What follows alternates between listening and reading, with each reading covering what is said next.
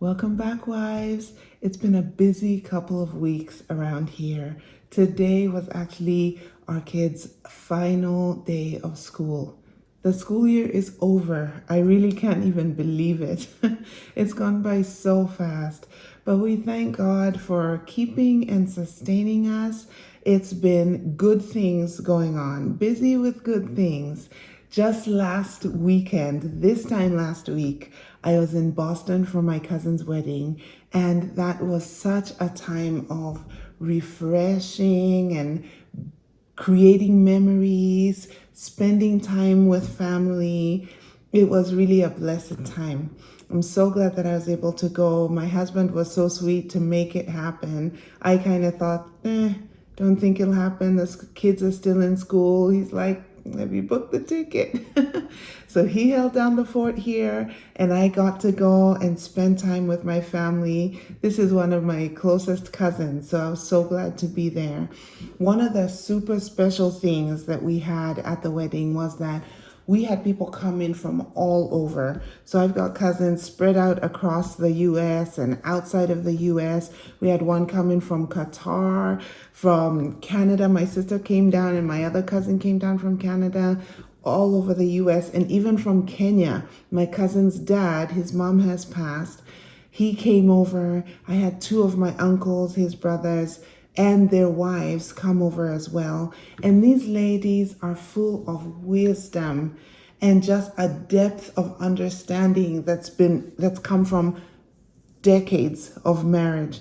So we were blessed to have a time when my cousin's aunts from his mom's side who has passed, and also from his dad's side, my two aunts that came from Kenya, sat down with us and all the ladies that were there to give us advice. And we all got to share advice from our own lives. And during this time, I think that collectively we had like 250 years of marriage between all of the women who were there. My aunts, one of them said she's been married 51 years, the other 44 this year. On my cousin's mom's side, there were three of them there, one 44 years, another 45, another in their 40s. And it was amazing to me. It was just such a blessed time. And I think these conversations, this sharing of wisdom, doesn't happen very often. I mean, we don't have forums where we ask older wives, hey, can you tell us what's got you through? Tell us about the good and the bad. Level set us in this journey of marriage. So that was just a really amazing time. And I pray that the bride really got something out of that. We got to have ladies there who were in the game for a long time. And then there was even one who was married just last July, so less than a year. But each lady had so much to share in terms of tips, advice, just what they've learned. One of the aunts said, hold hands while disagreeing. She said she hasn't done that, but she got that really good advice. She hasn't done that consistently. And as a segue to that, this one younger wife said that body language is something that's really communicative. So she said when arguing, experts say that instead of looking at each other, which is very adversarial, you should sit next to each other, and holding hands helps that to happen. If you sit side by side, it's you and your husband against the problem, as opposed to your husband being the enemy, which I thought, wow, well, that's something I'll keep in mind. And another thing that I thought was great was one of the aunts said that having routines in your marriage, just loving routines in your marriage. She talked about how her and her husband very early on just fell into this routine where in the morning they'd peel an orange and share it, and in the evening they'd cut an apple and share it. And they've done this for the past 40 some years. And I thought that is so cute because it reestablishes the friendship. It reestablishes the connection. There were so many words of wisdom. I couldn't even tell you all of them. Another one talked about how even if she's mad, at the end of the day, she tries to reestablish contact with her husband. So she'll just touch him. And somehow there's something about touch that dissipates the anger, the annoyance, whatever it is going on. What's another one that was there? A joke was said about my late aunt that she said, whenever you make plans, God laughs.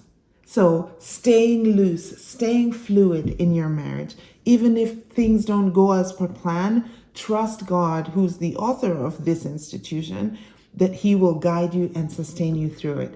Anyway, that's just a snapshot, and it doesn't even come close to how wonderful it was in person. There was so much vulnerability, and it's not like we planned this thing way in advance and had a schedule of what people would say. It just happened organically. But let me say, that was a spirit-led time. Just the fact that we were all there, we were all willing to share and to listen and to learn, that my aunts were there from so far away. And one of those aunts is like a mother to me. I grew up so close to her and my uncle. We went to the same church. We hang out with our cousins all the time. They were like a second family. So as she speaks, I know that this is coming from lived experience, and I can vouch for it because I was there to see parts of that. It was just such a good time. Ladies, we can learn so much from each other, whether we're new in marriage or have been at this for a long time. I think there's so much value in sharing, in edifying each other, and as married women, being vulnerable about the ups and the downs.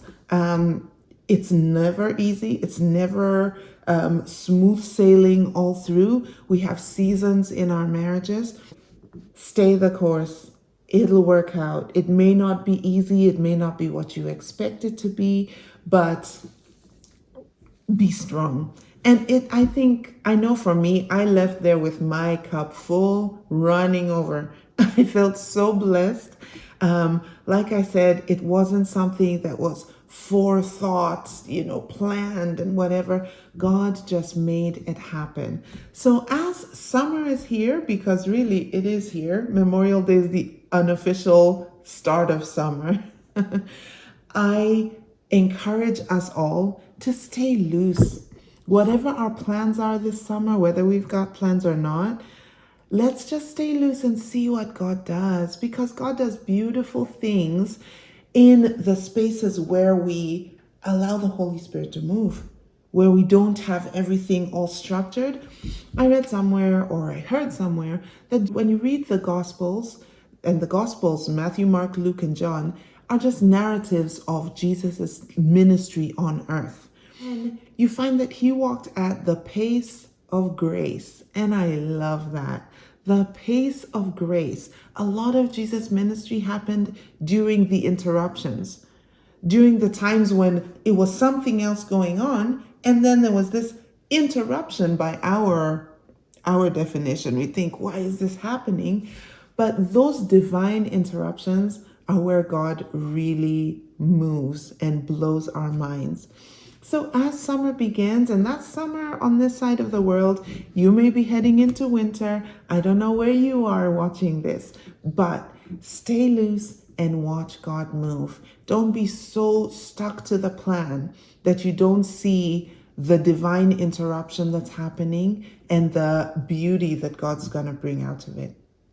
As an update as well, I wanted to say I had an amazing Mother's Day. In my last video, talked about how Mother's Day can be very disappointing and our expectations end up being so high. But this time, I believe my Mother's Day was so great because my mindset was right. I was grounded. And I actually read this amazing article that I'm going to link in the description. And it was about how Jesus' life was all about service. His life on earth was all about service. He never asked people to recognize who he was and like give him his flowers while he was alive and, tell him how great he was. No, he is the one who washed his disciples' feet. He humbled himself. He acted in love and service. And I thought it's because he was so grounded in his identity. He didn't have to prove anything to anyone. He knew who he was. He knew where he came from. He came from the Father. And he just lived his life out in service. So that's another encouragement for us as the summer starts with its busyness and whatever season you're in. I'm sure there's lots to do. There are many pulls. We're stretched in many different directions. But let's be grounded in our identity as daughters of the King. And out of that grounding, let's serve. Let's serve with joy. Let's serve our husbands. Let's serve our families. And let's see God work in our lives. Thank you so much for watching, for commenting. I'm going to give a specific shout out to Sister Kim, and I'm linking her channel as well. She has been such an encouragement. If y'all haven't read the comments under these videos, Sister Kim just oozes wisdom, and she just recently celebrated 38 years of marriage with her husband. She's one that we can all learn from. So if you haven't yet, please subscribe to her channel. She is a wealth of wisdom. And I know I personally have been so blessed by her grounding and by the wisdom that she shares out of her own lived experience and out of her close walk with the Lord. So let's encourage one another, ladies. Let's stay on this journey. Let's trust God to carry us through. We'll see you in the next one. Happy summer. Bye.